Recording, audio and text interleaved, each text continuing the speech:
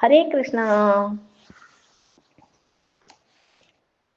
നാം ഇന്ന് ദശയാഗത്തെക്കുറിച്ച് മനസ്സിലാക്കാം. ഇന്ന് ദശയാഗം കഥ എല്ലാവർക്കും സുപരിചിതമാണ്. എന്നാലും എൻ്റെ അറിവിൽ ഉള്ള ആ കഥ നിങ്ങളുമായിട്ട് ഒന്ന് പങ്കുവയ്ക്കുകയാണ്. മൈത്രേയ മഹർഷി പറയുകയാണ്, മനുവിൻ്റെ പുത്രിയായ ആഹൂതിയെ രുചി പ്രജാപതി അങ്ങ് വിവാഹം ചെയ്തു. അവരിരുവരുടെയും പുത്രനായിട്ടാണ് യജ്ഞൻ എന്ന പേരിൽ മഹാവിഷ്ണു അവതരിക്കുന്നത്. ദേവകൂലിയുടെ 9 പുത്രിമാരെയും മരിചി തുടങ്ങിയ ഋഷിമാരങ്ങ് വിവാഹം ചെയ്തു. അതിൽ അത്രിയുടെ പത്നിയായ അനസൂയയിൽ ത്രിമൂർത്തികളുടെ അംശങ്ങളായ 3 പുത്രന്മാർ ജന്മം കൊണ്ടു. അത് ആരൊക്കെയാണെന്ന് നോക്കണ്ടേ? സോമൻ, ദത്താത്രേയൻ, ദുർവാസാവ് എന്നവരായിരുന്നു അവർ. ബ്രഹ്മപുത്രനായ ദശപ്രജാപതിക്ക് സ്വയംഭുവ മനുവിൻ്റെ പുത്രിയായ പ്രസൂതിയെ അങ്ങ് വിവാഹം ചെയ്തതിൽ 16 പുത്രിമാരുണ്ടായി. ഇതിൽ 13 പേരെയും ധർമ്മൻ എന്നു പേരായ പ്രജാപതി അങ്ങ് വിവാഹം കഴിച്ചു. പിന്നീട് ബാക്കിയുള്ള 3 പുത്രിമാരെയും സ്വാത എന്ന പുത്രിയെ പിതൃക്കൾക്കും സ്വാഹ എന്ന പുത്രിയെ അഗ്നിക്കുമായിട്ട് അങ്ങ് വിവാഹം ചെയ്ത് നൽകി. അവശേഷിച്ച പുത്രിയായ സതിയെ ഭഗവാൻ ശ്രീ പരമേശ്വരന്റെ പത്നിയാക്കുകയും ചെയ്തു. ഇനി ധർമ്മന്റെ പത്നിമാരിൽ ഒരാളായ മൂർത്തിയിൽ ഭഗവാൻ വിഷ്ണു നരനാരായണന്മാരായിട്ട് പിറന്നു. മുക്തിധർമ്മം പ്രചരിപ്പിക്കുവാനായി അവരിരുവരും ബദരാശ്രമത്തിൽ അങ്ങ് പോയി തപസ് അനുഷ്ഠിക്കുകയും ചെയ്തു. പരമേശ്വര പത്നിയായ സതീദേവിയോ സ്വന്തം പിതാവായ ദശന്റെ അപമാനം സഹിക്കവയ്യാതെ യാഗാഗ്നിയിൽ പ്രവേശിച്ച് പ്രാണത്യാഗം ചെയ്യുകയും ചെയ്തു. ആ കഥയാണ് നമുക്കിനി മനസ്സിലാക്കേണ്ടത്. അപ്പോൾ ഈ മൈത്രേയന്റെ വാക്കുകൾ കേട്ടിട്ട് വിതുരർ അദ്ദേഹത്തോട് ചോദിക്കുകയാണ്, സതിയുടെ ഭർത്താവായ ഭഗവാൻ പരമേശ്വരനോട് ദശപ്രജാപതിക്ക് വിരോധം ഉണ്ടാക്കുവാൻ എന്താണ് കാരണം? അതുകൂടി ഒന്ന് പറഞ്ഞ് വിശദീകരിച്ചു തരൂ. അപ്പോൾ പണ്ടൊരിക്കൽ പ്രജാപതികളെല്ലാവരും ചേർന്ന് ഒരു മഹായാഗം നടത്തിക്കൊണ്ടിരുന്നു. സമസ്ത ദേവന്മാരും ഋഷിവര്യന്മാരും ആ യാഗത്തിൽ പങ്കെടുക്കുവാൻ എത്തിയിരുന്നു. യജ്ഞവേദിയിൽ ദശപ്രജാപതി എത്തിയ വേളയില് ബ്രഹ്മദേവനും ശ്രീ പരമേശ്വരനും ഒഴികെ മറ്റെല്ലാ ദേവന്മാരും, ദശപ്രജാപതി അല്ലേ വരുന്നത്, അദ്ദേഹത്തെ കണ്ടങ്ങ് എഴുന്നേറ്റ് വണങ്ങി ഇരുവരുടെയും. അപ്പോൾ ഇവർ ഇരുവരും മാത്രം അങ്ങനെ തന്നെ ഇരുന്നു. ഇവരുടെ ഈ പ്രവൃത്തിയിൽ കുപിതനായിട്ട് ദശൻ, നിനക്ക് യജ്ഞങ്ങളിലെ ആവിർഭാവം കിട്ടാതെ പോകട്ടെ എന്ന് അങ്ങ് ശപിച്ചു. അപ്പോൾ തുടർന്ന് പ്രജാപതി ശ്രീ പരമേശ്വരനെ കണക്കറ്റ അസഭ്യം പറയുവാൻ തുടങ്ങി. സ്വന്തം ഭഗവാനെ ഇത്തരത്തിൽ അധിക്ഷേപിക്കുന്നത് സഹിക്കുമോ? അപ്പോൾ എന്ത് ചെയ്തു? നന്ദികേശൻ ദശനെയും അനുയായികളെയും അങ്ങ് തിരിച്ചും ശപിച്ചു. അവർക്ക് തത്വബോധം ഉണ്ടാകാതെ പോകട്ടെ എന്നായിരുന്നു ശാപം. അപ്പോൾ യജ്ഞവേദിയിൽ അരങ്ങേറിയ സംഭവങ്ങളിൽ കുപിതനായ ഭൃഗുമഹർഷി ശൈവന്മാർ മതാചാര വിരുദ്ധരായി തീരട്ടെ എന്നും ശപിക്കുകയുണ്ടായി. ശാപപ്രതിശാപങ്ങൾ ശ്രവിച്ച ശേഷം പരമേശ്വരൻ കൈലാസത്തിലേക്ക് അങ്ങ് മടങ്ങി. പ്രജാപതിമാരാകട്ടെ യാഗം അങ്ങ് അവസാനിപ്പിക്കുകയും ചെയ്തു.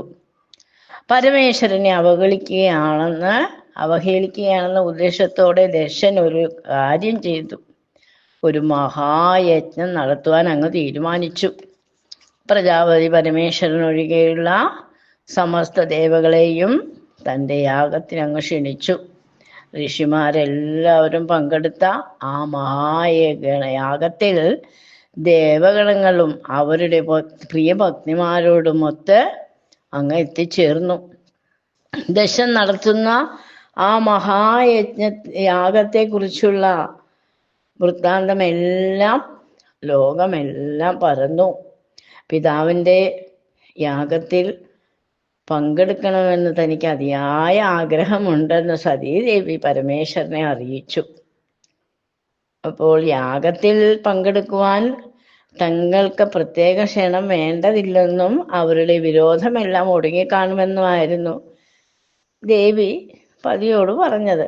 എന്നാൽ സതീദേവിയുടെ ഈ വിധമുള്ള നിർബന്ധം ബുദ്ധി കണ്ട് പരമേശ്വരൻ പറഞ്ഞു, ദേവി, ബന്ധുക്കളാണെന്ന് കരുതി നാം ആ യജ്ഞശാലയിൽ ചെന്നാൽ പോലും അവിടെ ആരും നമ്മളെ സ്വീകരിക്കുകയില്ല. ഭവതിയുടെ പിതാവിന് നമ്മുടെ നേർക്ക് ബന്ധുഭാവമേ ഇല്ല. അത് നീ മനസ്സിലാക്കണം. അതിനാൽ തന്നെ അവിടെ പോകുന്നത് വഴി ദുഃഖം നിറയുമെന്നത് നിശ്ചയമാണ്. ഇതൊന്നും പറഞ്ഞിട്ട് സതീദേവിയുടെ മനസ്സൊന്നും മാറിയേയില്ല. ഏതുവിധേനയും യജ്ഞത്തിൽ ഭാഗവാക്കാകണമെന്നായിരുന്നു സതീദേവി അങ്ങ് വാശി പിടിച്ചു. ഒടുവിൽ ഭഗവാൻ അതിന് സമ്മതിക്കുകയും ചെയ്തു. അങ്ങനെ ഭഗവാന്റെ ഭൂതഗണങ്ങളോടൊപ്പം സതീദേവി യജ്ഞഭൂമിയിലേക്ക് പുറപ്പെട്ടു. അപ്പോൾ യജ്ഞശാലയിൽ കടുത്ത അപമാനമാണ് ദേവിക്ക് ഇവ നേരിടേണ്ടി വന്നത്. ദശന്റെ അതിഥികൾ ആരും തന്നെ ദേവിയെ ആദരിച്ചു പോലുമില്ല. മാതാവും സഹോദരിമാരും ഒഴികെ ആരും ക്ഷേമാന്വേഷണത്തിന് പോലും മുതിർന്നില്ല. യജ്ഞത്തിൽ രുദ്രന് ഹവിർഭാവകം നൽകാതെ ദശന്റെ അനുചരന്മാർ തന്നെ മഹാദേവനെ അധിക്ഷേപിച്ച് ദേവിയോട് സംസാരിക്കുവാനും തുടങ്ങി. പുറപ്പെടുന്ന വേളയിൽ പതി തനിക്ക് നൽകിയ മുന്നറിയിപ്പിനെ കുറിച്ച് അപ്പോൾ ദേവി ഓർമ്മിക്കുകയാണ്. പ്രാണനാഥനെ കുറിച്ചുള്ള അധിക്ഷേപ വാക്കുകൾ കേട്ട് ദുഃഖം സഹിക്കവയ്യാതെ ദേവി എന്ത് ചെയ്തു? സ്വന്തം ശരീരം യാഗാഗ്നിയിൽ അങ്ങ് അർപ്പിച്ചു. സതീദേവിയുടെ ദേഹത്യാഗം ചെയ്യുന്നത് കണ്ട് ഭൂതഗണങ്ങൾ ദുഃഖവും കോപവും സഹിക്കവയ്യാതെ യാഗശാലയിൽ അക്രമം കാട്ടി തുടങ്ങി. അട്ടഹസിച്ചലറുന്ന അവരെ തുരത്തുവാനായിട്ട് ഭൃഗുമഹർഷി ദക്ഷിണാഗ്നിയിൽ ഹവിസ് അർപ്പിച്ചപ്പോഴോ ഋഭുക്കൾ എന്ന ദേവഗണം അഗ്നിയിൽ നിന്നുയർന്ന് ഭൂതഗണങ്ങളെ തുരത്തി ഓടിച്ചു. യജ്ഞശാലയിൽ നിന്നും പുറത്താക്കപ്പെട്ട ഭൂതഗണങ്ങളോ മഹേശ്വര സവിധമെത്തി സമസ്ത വൃത്താന്തമെല്ലാം അറിയിച്ചു. വാർത്തയറിഞ്ഞ കോപാകുലനായ പരമേശ്വരനാകട്ടെ തൻ്റെ ജഡ പിടിച്ച് നിലത്തടിച്ചു. കോടീരം നിലത്തടിച്ച വേളയിൽ ഇടിവെട്ടും വണ്ണം ഗർജിച്ചു കൊണ്ട് ശൂലധാരിയായ വീരഭദ്രൻ അവതരിക്കുകയുണ്ടായി. ജഡയിൽ നിന്നും ജാതനായ വീരഭദ്രനോട് മഹേശ്വരൻ കൽപ്പിക്കുകയാണ്, ഹേ വീരഭദ്ര, ഉടനെ തന്നെ ദശനെ വധിച്ച് യജ്ഞം അവസാനിപ്പിച്ചിട്ട് വരൂ. ഭഗവാന്റെ ആജ്ഞ അനുസരിച്ച് വീരഭദ്രൻ ഭൂതഗണങ്ങളെയും കൂട്ടിക്കൊണ്ട് യജ്ഞശാലയിലേക്ക് അങ്ങ് പുറപ്പെട്ടു. അവരുടെ യാത്രയുടെ ഫലമെന്നോണം നഭസാകെ ധൂളി പടലത്താൽ അങ്ങ് മൂടിക്കിടക്കുകയാണ്. യജ്ഞശാലയിൽ ഉപവിഷ്ടരായവരൊക്കെ അങ്ങ് അമ്പരന്ന് നിന്നു. നിമിഷ നേരം കൊണ്ടാണ് ശിവപാർഷദന്മാർ യജ്ഞശാലയെ അങ്ങ് തകർത്തത്. ഭഗവാനെ അപമാനിച്ചവർക്കൊക്കെ ഘോര ശിക്ഷ നൽകി.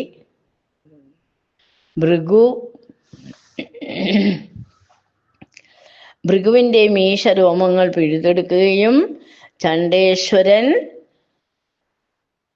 പൂഷാവിൻ്റെ ദന്തങ്ങൾ അടിച്ചു കൊഴിക്കുകയും ചെയ്തു. ആയുധങ്ങളാൽ ദശനെ വധിക്കാൻ ആയുധങ്ങളെ കൊണ്ട് വധിക്കാൻ കഠിനമെന്നറിയുന്നതിനാൽ കേവലം യജ്ഞമൃഗത്തെ ബലിയർപ്പിക്കുന്നത് പോലെ വീരഭദ്രൻ ദക്ഷന്റെ കഴുത്തങ്ങ് ഞെക്കി ശ്വാസം മുട്ടിച്ച് കൊന്ന ശേഷം അവന്റെ ശിരസറുത്ത് യാഗാഗ്നിയിൽ അങ്ങ് അർപ്പിച്ചു. അപ്പോൾ യാഗശാലയിൽ അരങ്ങേറുന്ന സംഭവങ്ങൾ കണ്ടുകൊണ്ട് ഭയചകിതരായ ദേവന്മാരോ സാക്ഷാൽ ബ്രഹ്മദേവനെ അഭയം പ്രാപിക്കുകയാണ് ചെയ്തത്. ബ്രഹ്മാവാകട്ടെ എല്ലാവരെയും കൂട്ടി ശിവസന്നിധിയിലേക്ക് എത്തിച്ചേർന്നു. യജ്ഞം പൂർത്തിയാക്കാൻ അനുവദിക്കണമെന്നും ദശനെ പുനർജീവിപ്പിക്കണമെന്നും എല്ലാം ബ്രഹ്മദേവൻ അപേക്ഷിക്കുകയുണ്ടായി. ഒടുവിൽ പിതാമഹന്റെ അപേക്ഷ മഹാദേവൻ കൈക്കൊണ്ടു. വിഷ്ണുമായ എത്തി പുരോടാശം അർപ്പിക്കുകയും ചെയ്തു.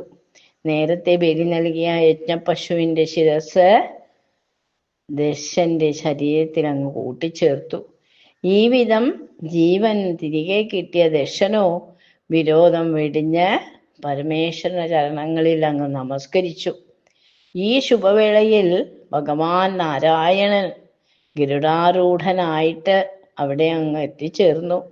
ഭഗവാൻ എല്ലാവരോടുമായിട്ട് അങ്ങ് പറയുകയാണ്, ബ്രഹ്മാ വിഷ്ണു മഹേശ്വരൻ എന്നിങ്ങനെ ത്രിമൂർത്തികളെ സൃഷ്ടിച്ച് സൃഷ്ടിസ്ഥിതി സംഹാരങ്ങൾ യഥാവിധി നിർവഹിക്കുന്നത് ഞാൻ തന്നെയാകുന്നു. അതുകൊണ്ട് തന്നെയാണ് ഈ മൂവരിലും ഭേദചിന്ത ഉളവാകുന്നത് കൊടും പാതകമാണ്. ഇത്രയും പറഞ്ഞ ശേഷം എല്ലാവർക്കും അനുഗ്രഹാശിസുകളെല്ലാം നൽകിക്കൊണ്ട് ഭഗവാൻ അവിടെ നിന്നും അങ്ങ് മറഞ്ഞു. യാഗാഗ്നിയിൽ ദേഹത്യാഗം ചെയ്ത സതീദേവി പിന്നീട് പർവ്വതനന്ദിനിയായി ശ്രീ പാർവതിയായി പിറന്ന് മഹേശ്വരന്റെ പത്നിയായിട്ട് മാറുകയും ചെയ്തു. ഇനി നമുക്ക് വീണ്ടും ഒരു കഥയിലേക്ക് തിരിച്ചു വരാം. അതുവരേക്കും എല്ലാവരും ഈ കഥ കേട്ട് മനസ്സിലാക്കുക. ഹരേ കൃഷ്ണ.